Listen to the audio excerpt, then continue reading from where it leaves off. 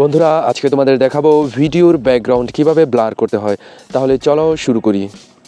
এই জন্য প্রথমে প্লে স্টোর থেকে ইনশট নামে একটা অ্যাপস আছে, সেটা ডাউনলোড করে নেবে। এই যে দেখো আমার ডাউনলোড করাই আছে। আশা করি তোমরা সবাই জানো যে প্লে স্টোর থেকে কিভাবে অ্যাপস ডাউনলোড করতে হয়, তাই আমি আর দেখাচ্ছি না।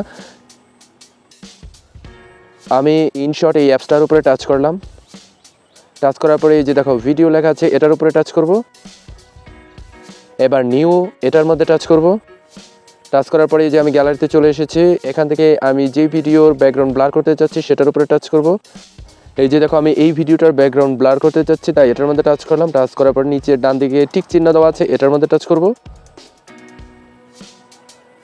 এই যে দেখো ভিডিওটা চলে এসেছে। এবার নিচে দেখো ইনশট একটা লোগো দেওয়া আছে, এটা আমি আগে রিমুভ করতে চাচ্ছি, তাই ইনশট এটার উপরে একবার টাচ করব। টাচ করার পর নিচে ফ্রি রিমুভ এটার মধ্যে টাচ করব।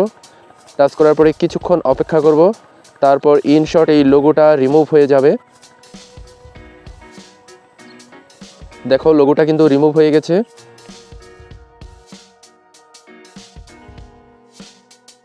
এবার নিচের দিকে দেখো কতগুলো অপশন দেওয়া আছে, এখান থেকে এই যে ইফেক্ট অপশনটা সিলেক্ট করবে। ইফেক্ট এটার মধ্যে টাচ করলাম। করার পরে এখানে এআই ইফেক্ট এটার উপরে টাচ করব। টাচ করলাম।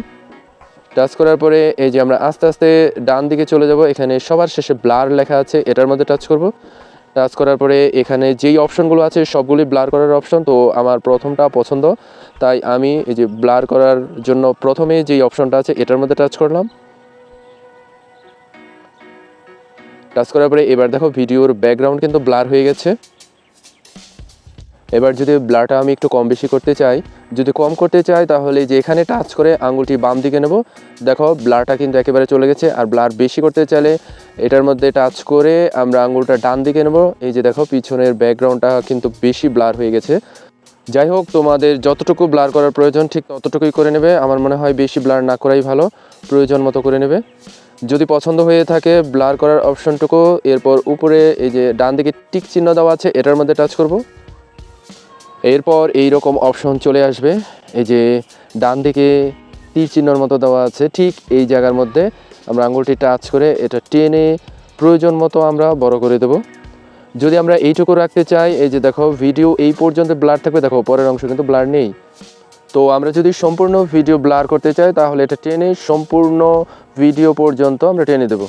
এরপরে যদি মনে করো সব ঠিক আছে, তাহলে যে উপরে ডান দিকে টিক চিহ্ন দেওয়া আছে এটার মধ্যে টাচ করবে।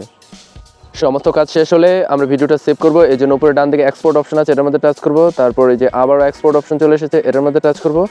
টাচ করার পরে ভিডিওটা সেভ হতে কিছুটা সময় লাগবে, ততক্ষণ আমাদের অপেক্ষা করতে হবে। আশা করি বন্ধুরা বুঝতে পেরেছো যে ভিডিওর ব্যাকগ্রাউন্ড কিভাবে ব্লার করতে হয়। বন্ধুরা ভিডিওটি যদি ভালো লাগে তাহলে লাইক, কমেন্ট, শেয়ার এবং সাবস্ক্রাইব করার অনুরোধ রইল।